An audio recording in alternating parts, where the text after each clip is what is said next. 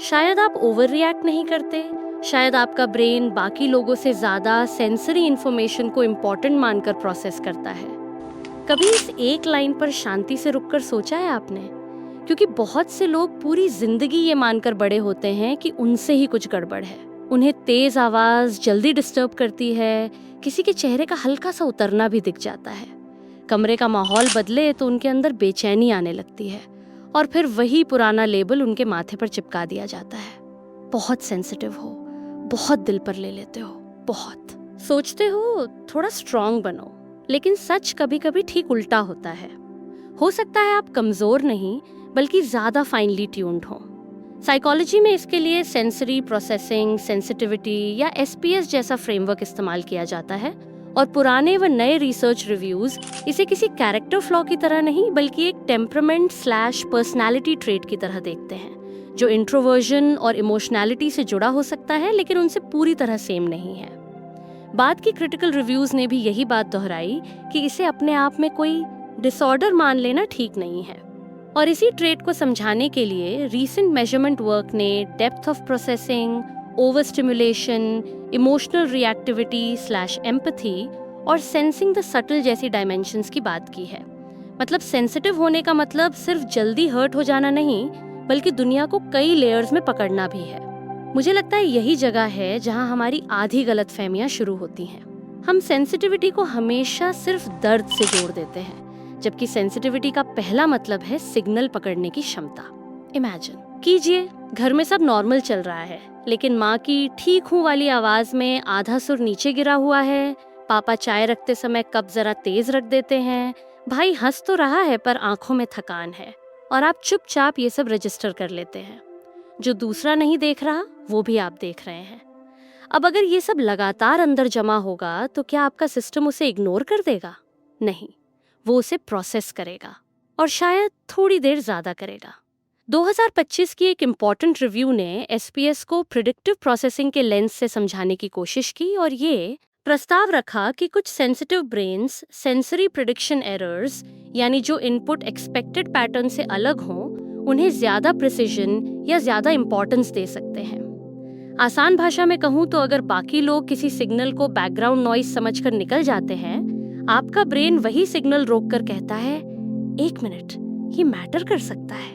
इसलिए जब आप कहते हैं कि मुझे पता नहीं क्यों पर यहाँ कुछ ऑफ लग रहा है, तो हर बार वो इमेजिनेशन नहीं होती। कई बार आपका सिस्टम सचमुच सटल डिफरेंस पढ़ रहा होता है। एक पुराने एफएमआरआई स्टडी में सेंसरी प्रोसेसिंग सेंसिटिविटी के higher scores subtle visual changes detect करते समय हाई ऑर्डर विजुअल प्रोसेसिंग से जुड़े ब्रेन रीजन्स की स्ट्रॉन्गर एक्टिवेशन के साथ जुड़े दिखे, यानी मामूली बदलावों पर भी प्रोसेसिंग डेप्थ अलग हो सकती है। अब जरा इसको रोजमर्रा की जिंदगी में रखकर देखो। ऑफिस में मैनेजर ने बस इतना कहा, ठीक है लेटर डिस्कस करते हैं, और बाकी टीम आगे बढ़ गई। लेकिन आप वापस डेस्क पर आते हुए सोच रहे हैं, उनकी टोन थोड़ी ठंडी थी क्या मैंने कुछ मिस किया क्या? प्रोजेक्ट का डायरेक्शन बदलने वाला है? परिवार में किसी ने सीधे कुछ नहीं कहा, फिर भी आपको लग जाता है कि आज डिनर टेबल पर टेंशन है। शादी ब्याह में सब नाच रहे हैं, लाइट्स चमक रही हैं, डीजे चल रहा है, परफ्यूम, बातें, कैमरा, हंसी, बच्चों की चीख, रिश्तेदारों के सवाल, और 2 घंटे बाद आप वॉशरूम में जाकर सिर्फ 5 मिनट अकेले खड़े रहना चाहते हैं। बहुत लोग इसे मूड प्रॉब्लम समझते हैं, पर सेंसिटिव सिस्टम के लिए ये सेंसरी लोड होता है। आप सोशल नहीं हैं ऐसा नहीं, बस आपका नर्वस सिस्टम हर इनपुट को थोड़ी ज्यादा डिटेल में ले रहा है। यही दूसरी बड़ी बात आती है, हाईली सेंसिटिव लोग अक्सर चेहरों, आवाजों और वातावरण के छोटे बदलाव जल्दी पकड़ लेते हैं। ये कोई फिल्मी सिक्स्थ सेंस नहीं है। सोशल इमोशनल क्यूज पर ज्यादा अट्यूनमेंट का आइडिया कई स्टडीज और रिव्यूज में बार बार आता है। एसेवेडो और कलीग्स की एफएमआरआई स्टडी में हायर एसपीएस स्कोर रिस्पॉन्स जो अदर्स इमोशंस के दौरान अटेंशन, अवेयरनेस, एम्पैथी और एक्शन प्लानिंग से जुड़े रीजन्स की स्ट्रॉन्गर एंगेजमेंट के साथ जुड़ा था, और बाद की न्यूरल रिव्यू ने भी सेल्फ अदर प्रोसेसिंग, एम्पैथी और अवेयरनेस से जुड़ी सर्किटरी की चर्चा की। अब इसका एक खूबसूरत साइड भी है और एक भारी साइड भी। खूबसूरत ये कि आप अक्सर किसी अपने की तकलीफ उससे पहले जान लेते हैं जब वो बोल भी नहीं पाता। भारी ये कि आप कई बार वो सब भी महसूस करने लगते हैं जो टेक्निकली आपका था ही नहीं। किसी दोस्त का हार्ट ब्रेक हुआ और पूरी रात नींद आपकी उड़ गई। किसी कॉलीग को पब्लिकली एम्बैरस किया गया और शेम आपके शरीर में उतर आई। किसी बच्चे को डांट पड़ती देखी और आपको अपने बचपन की कोई पुरानी टीज याद आ गई। सेंसिटिविटी यहाँ सिर्फ परसेप्शन नहीं रहती, अब्सॉर्प्शन बनने लगती है। और अगर आपने ये फर्क नहीं सीखा कि एम्पैथी कहाँ तक हेल्दी है और इमोशनल एब्जॉर्प्शन कहाँ से शुरू हो रही है, तो धीरे धीरे आप दूसरों के इमोशंस के लिए कंटेनर बन जाते हैं, अपने लिए जगह कम पड़ने लगती है। इसीलिए सेंसिटिव लोगों को बाउंड्री सीखना लग्जरी नहीं, हाइजीन है। बाउंड्री का मतलब किसी से प्यार कम करना नहीं होता। बाउंड्री का मतलब ये पहचानना होता है कि मैं तुम्हें देख रही हूँ, मैं तुम्हारी बात समझ रही हूँ, लेकिन मैं तुम्हारा पूरा दर्द अपने शरीर में उठाकर नहीं चल सकती। ये लाइन जितनी सिंपल लगती है उतनी होती नहीं, खासकर इंडियन फैमिलीज में तो बिल्कुल नहीं, जहाँ केयर और सेल्फ सैक्रिफाइस कई बार एक ही थाली में परोसे जाते हैं। अगर बेटी हर किसी का मूड संभालती रही तो समझदार कहलाती है, अगर बहू सबकी एनर्जी एब्जॉर्ब करती रही तो अच्छी कहलाती है, अगर बेटा अपनी सेंसिटिविटी छुपाकर भी सबकी टेंशन ढोता रहा तो जिम्मेदार कहलाता है। लेकिन अंदर क्या होता है? थकान, इरिटेबिलिटी, अचानक चुप हो जाना, और फिर गिल्ट कि मुझे लोगों से दूर क्यों भागना पड़ता है। मैं यहाँ एक बहुत जरूरी बात कहना चाहती हूँ। ओवर स्टिमुलेशन के बाद आइसोलेशन की जरूरत महसूस होना हमेशा अवॉइडेंस नहीं होता, कई बार रिकवरी होती है। रीसेंट डेली लाइफ रिसर्च ने भी ओवर स्टिमुलेशन को फ्लक्चुएशंस और ट्रिगर्स के साथ एग्जामिन किया है, यानी ये चीज मोमेंट टू मोमेंट बदल सकती है, सिर्फ एक फिक्स्ड पर्सनालिटी लेबल नहीं है। ऊपर से सेंसरी प्रोसेसिंग और stress, sleep quality of life के बीच संबंधों पर रिव्यूज और रीसेंट स्टडीज ये दिखाती हैं कि हाई सेंसिटिविटी अगर लगातार ओवरलोड में रहे तो वेलबींग प्रभावित हो सकती है। इसलिए अगर किसी family function, crowded metro ride, open office floor या बैक टू बैक कॉल्स के बाद आपका मन लोगों से नहीं, शोर से दूर भागना चाहता है, तो खुद को एरोगेंट मत कहिए। हो सकता है आपका सिस्टम बस कह रहा हो, अब इनपुट्स बंद करो, प्रोसेसिंग पूरी करने दो। यही वजह है कि सेंसिटिव लोग अक्सर साइलेंस, लो लाइट और सिंगल टास्किंग की ओर खिंचते हैं। जब बहुत ज्यादा स्टिमुलेशन हो चुका होता है, तब मन को हीलिंग लेक्चर नहीं चाहिए होता, उसे कम नॉइज चाहिए होती है। एक बंद दरवाजा, हल्की रोशनी, बिना नोटिफिकेशन का 10 मिनट, किचन में अकेले चाय बनाते हुए सिर्फ केटल की आवाज, फोन को उल्टा करके रखना, एक समय में सिर्फ एक काम। ये सब छोटी बातें लगती हैं, पर सेंसिटिव सिस्टम के लिए ये रीसेट बटन्स जैसे हो सकते हैं। और मजेदार बात यह है कि दुनिया प्रोडक्टिविटी का मतलब अक्सर स्पीड से लगाती है, जबकि कई सेंसिटिव लोगों के लिए ट्रू प्रोडक्टिविटी क्लैरिटी से आती है। क्योंकि जब ब्रेन गहराई से प्रोसेस करता है तो डिसीजन लेने में ज्यादा समय लग सकता है। यही तीसरी बड़ी चीज है, डीप प्रोसेसिंग के कारण सेंसिटिव लोग कई बार तुरंत हाँ या ना नहीं बोल पाते। उन्हें कॉन्टेक्स्ट चाहिए, कॉन्सिक्वेंसेस चाहिए, टोन चाहिए, लॉन्ग टर्म फील चाहिए। बाहर से देखने वाले कहते हैं इतना क्या सोचना है, लेकिन अंदर चल क्या रहा होता है। अगर मैंने ये जॉब ली तो डेली एनवायरनमेंट कैसा होगा, अगर मैंने ये रिश्ते में बात अभी बोली तो उसका इमोशनल आफ्टर इफेक्ट क्या होगा, अगर मैं इस इन्वेस्टमेंट या इस मूव के लिए यस कहूँ तो सिर्फ पैसे नहीं, मेंटल कॉस्ट क्या होगी।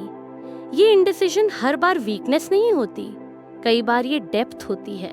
रेस्टिंग स्टेट ब्रेन कनेक्टिविटी पर एक स्टडी ने एसपीएस को attentional control, memory consolidation, physiological homeostasis और डेलिबरेटिव कॉग्निशन से जुड़ी कनेक्टिविटी डिफरेंसेस के साथ जोड़ा, तो ये कम से कम इतना सजेस्ट जरूर करता है कि सेंसिटिव प्रोसेसिंग सिर्फ रिएक्शन नहीं, रिफ्लेक्शन से भी जुड़ सकती है। हाँ, इसका डाउनसाइड भी है, अगर स्ट्रक्चर न हो तो यही डेप्थ ओवरथिंकिंग बन जाती है, लेकिन अगर अवेयरनेस हो तो यही डेप्थ डिसीजन क्वालिटी बन सकती है। आप इम्पल्सिव कम होते हैं, रेड फ्लैग्स जल्दी पकड़ते हैं, एटमॉस्फेयर रीड कर लेते हैं, किसी ऑफर के पीछे छिपी कॉस्ट समझ लेते हैं, और कई बार वही गलती नहीं दोहराते जो जल्दीबाज लोग एक्साइटमेंट में कर बैठते हैं। मुझे कमेंट्स में सच सच बताइएगा, क्या आपने भी कभी ऐसा फील किया है कि कोई सिचुएशन सबको नॉर्मल लगी, लेकिन आपका दिल पहले ही बोल रहा था कि इसमें कुछ मिसिंग है? क्योंकि अगर ऐसा हुआ है तो हो सकता है आप बस ज्यादा सोचने वाले नहीं, ज्यादा नोटिसिंग करने वाले हो, और मैं एलिसा, यूनिवर्सल ट्वीट्स की वॉइस, यही चाहती हूँ कि आप अपनी इस नोटिसिंग को अपने खिलाफ एविडेंस की तरह नहीं, अपने डेटा की तरह देखना शुरू करें। हर फीलिंग फैक्ट नहीं होती, लेकिन हर फीलिंग बेकार भी नहीं होती। सेंसिटिव सिस्टम हमें रॉ सिग्नल्स देता है, विजडम ये तय करती है कि किन सिग्नल्स पर रुकना है और किन्हें सॉफ्टली जाने देना है। अब चौथी बात पर आओ, ओवर स्टिमुलेशन के बाद आपका मन अकेला क्यों होना चाहता है? क्योंकि डीप प्रोसेसिंग की कीमत एनर्जी होती है। जो ब्रेन हर माइक्रो एक्सप्रेशन, हर टोन शिफ्ट, हर सेंसरी डिस्कम्फर्ट, हर इमोशनल अंडरकरंट, हर फ्यूचर इम्प्लीकेशन को स्कैन कर रहा है, वो जल्दी थक भी सकता है। इसीलिए कई सेंसिटिव लोग दिन खत्म होने तक फिजिकली ठीक दिखते हैं, पर मेंटली सैचुरेटेड हो चुके होते हैं।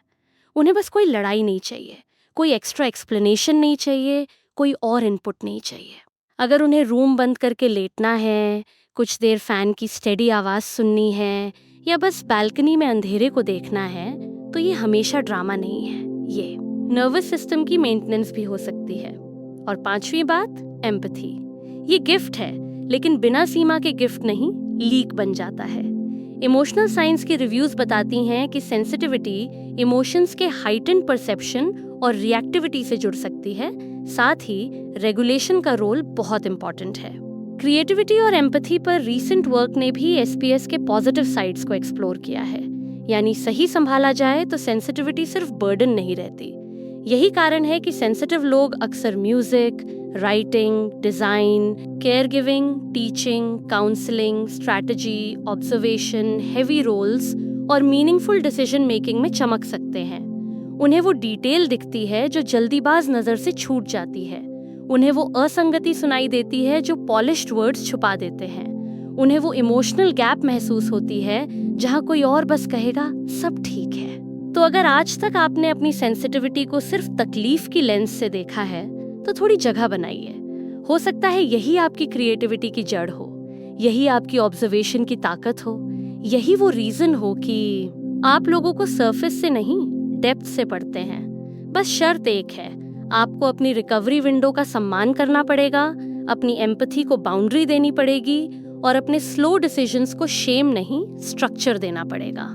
अगर यूनिवर्सल ट्वीट्स पर ऐसी ग्राउंडेड और दिल तक पहुंचने वाली बातें आपको अपने अंदर की आवाज जैसी लगती हैं, तो चैनल से जुड़ जाना, क्योंकि यहाँ हम खुद को तोड़कर नहीं, समझकर बदलने की बात करते हैं। और अब जरा और गहराई में चलते हैं, क्योंकि सेंसिटिविटी को समझ लेना आधा काम है, उसे अपनी रोजमर्रा की जिंदगी में यूजेबल स्ट्रेंथ में बदलना बाकी आधा। और यही सबसे बड़ी गलती होती है। लोग सेंसिटिविटी को समझ तो लेते हैं, पर उसके हिसाब से अपनी जिंदगी डिजाइन नहीं करते। फिर वही होता है जो अक्सर middle class Indian house holds, jobs, coaching life, care giving routines और क्राउडेड सिटी स्केड्यूल्स में होता है। इंसान सोचता है कि उसे विल पावर कम है, जबकि असल में उसके इनपुट्स ज्यादा हैं।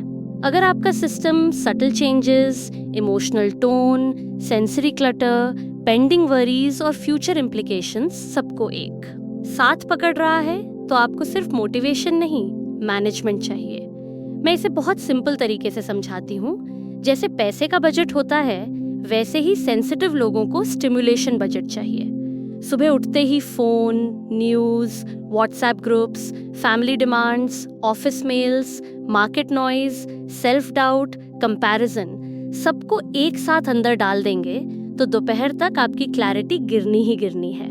इसलिए पहला प्रैक्टिकल लेयर है, अपने दिन की शुरुआत रिएक्शन मोड में मत करो। 5 मिनट की खामोशी लग्जरी नहीं है, पर्दे थोड़े खुले हों, लाइट सॉफ्ट हो, हाथ में फोन नहीं, बस बॉडी का स्टेटस चेक। नींद कैसी थी, चेस्ट टाइट है या हल्की, दिमाग ऑलरेडी भाग रहा है या स्टेडी है, आज लोगों से ज्यादा इंटरेक्शन पॉसिबल है या कम। ये सेल्फ चेक चाइल्डिश नहीं है, ये वही डेटा कलेक्शन है जो सेंसिटिव ब्रेन को सेफ ऑपरेटिंग मोड देता है। अगर आप सुबह ही नोटिस कर लें कि आज सेंसरी थ्रेशोल्ड लो है, तो आप अपनी एक्सपेक्टेशंस एडजस्ट कर सकते हैं। आज लाउड कैफे में मीटिंग नहीं, शायद कॉल। आज मार्केट के 5 काम नहीं, सिर्फ 2। आज रील्स, बिंज नहीं, एक फोकस टास्क। देखिए, यही वो ग्राउंडेड बदलाव हैं जहां चाहत हवा में नहीं रहती, रूटीन में उतरती है। आप जो शांति, फोकस, अच्छे डिसीजंस, बेहतर रिलेशनशिप्स और स्टेबल एनर्जी अपने जीवन में बुलाना चाहते हैं, उनके लिए सबसे पहले आपको अपने एनवायरनमेंट और अटेंशन को अलाइन करना पड़ता है। दूसरा प्रैक्टिकल लेयर है ट्रिगर मैपिंग। बहुत लोग कहते हैं मुझे पता ही नहीं चलता कि मैं सडनली ओवरवेल्म क्यों हो जाती हूँ। सडनली कम, साइलेंटली ज्यादा होता है। एक बेंगलुरु की प्रोडक्ट डिजाइनर मान लीजिए, दिन भर slack pings, stand up meeting, fluorescent office light, lunch table की स्मॉल टॉक, रिटर्न ट्रैफिक, घर आकर फैमिली वीडियो कॉल। उसे लगता था कि वो इमोशनल वीक है क्योंकि शाम को कोई छोटी बात भी रुला देती थी। लेकिन जब उसने एक हफ्ते तक नोट किया कि ओवरवेल्म किसके बाद आता है, तो पैटर्न साफ था। भीड़, noise, unresolved task, low lunch break, meltdown risk. अब उसने क्या बदला? लंच के बाद 7 मिनट हेडफोन्स में साइलेंस, 2 मीटिंग्स के बीच 10 minute no chat buffer, return. Commute में लाउड म्यूजिक की जगह सिंपल इंस्ट्रूमेंटल, और घर पहुंचते ही 20 मिनट मुझसे अभी बात मत करो जोन। मैजिक नहीं हुआ, लेकिन उसका पूरा वीक बदल गया।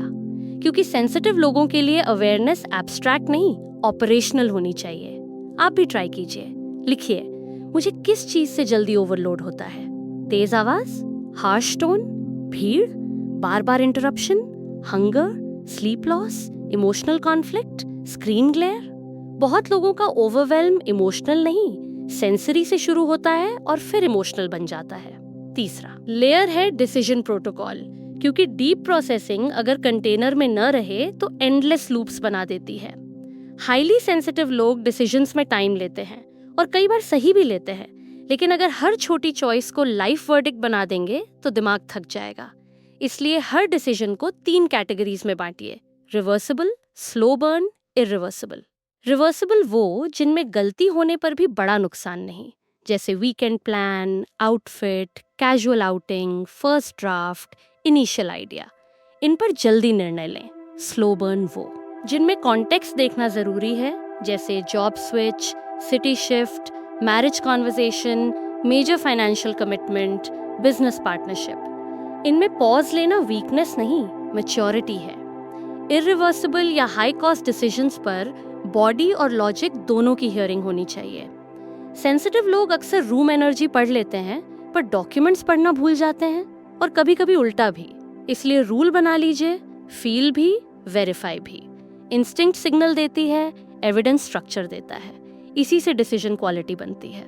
अगर आपको ये पॉइंट रिलेट कर रहा है तो कमेंट्स में सिर्फ इतना लिख दीजिए, मुझे जल्दी नहीं, साफ निर्णय चाहिए। ये सेंटेंस खुद में हीलिंग है, क्योंकि ये आपको स्पीड कल्चर से बाहर निकालता है।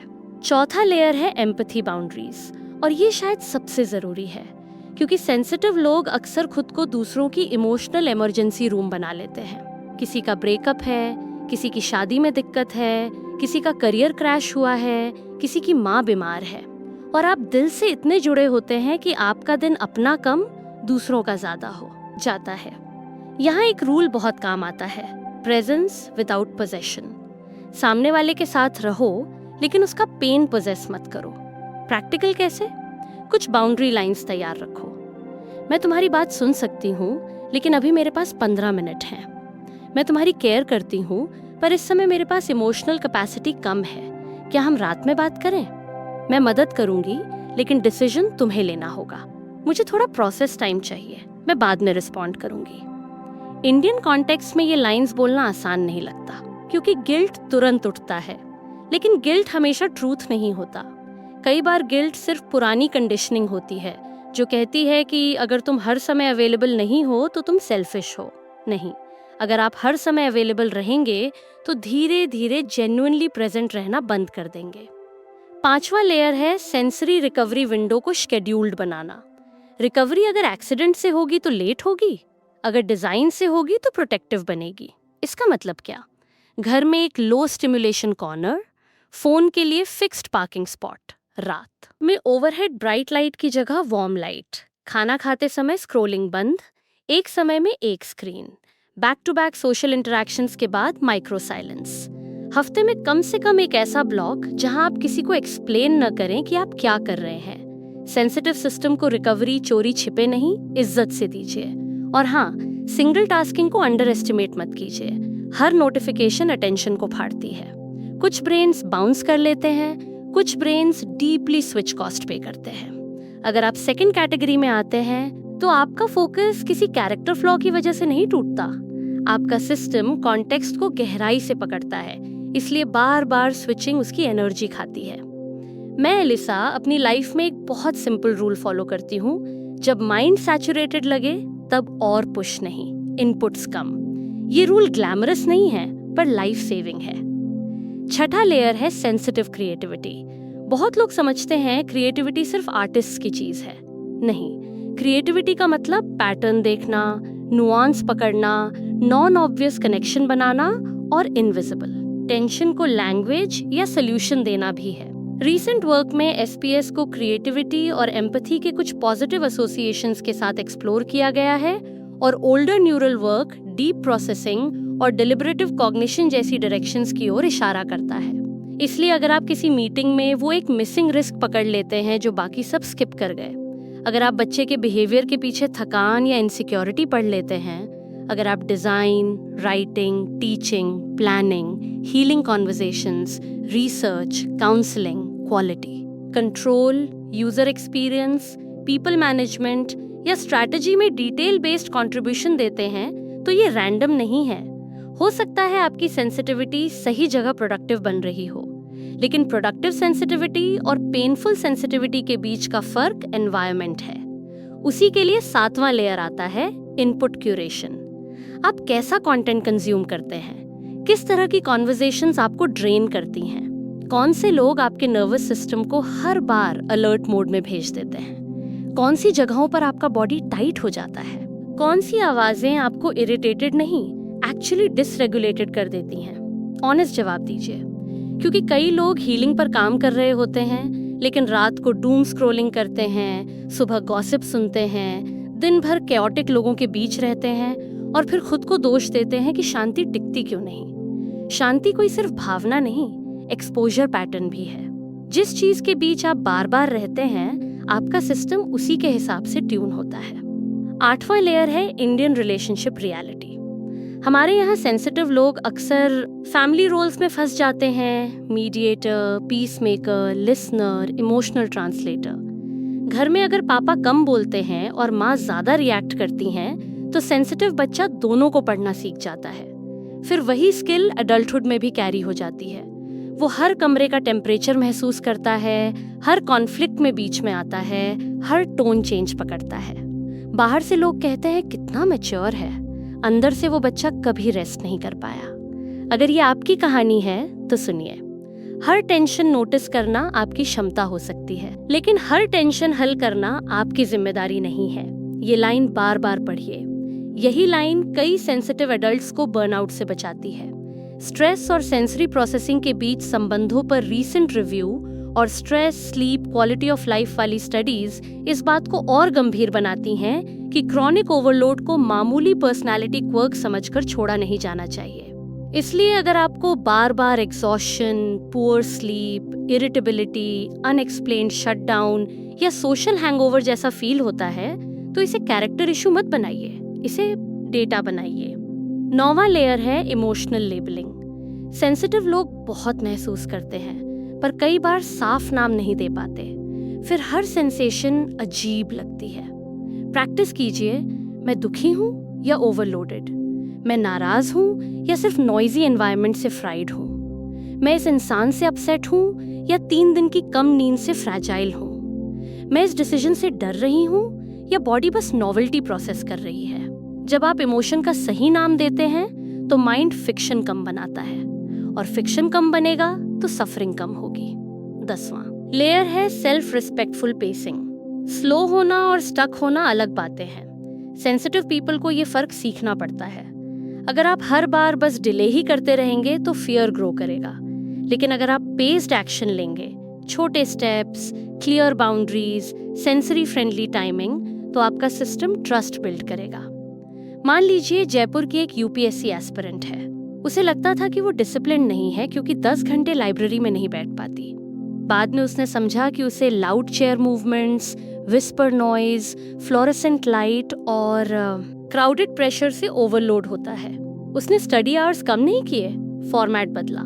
सुबह 3 घंटे फोकस्ड होम स्टडी, दोपहर लाइब्रेरी का शॉर्ट स्लॉट, शाम रिवीजन ऑडियो वॉक, रात लो लाइट रिकैप। रिजल्ट? कम गिल्ट, ज्यादा रिटेंशन। यही असली फर्क है अपने डिजाइन को दूसरे की टेम्पलेट से नहीं, अपनी प्रोसेसिंग स्टाइल से बनाना।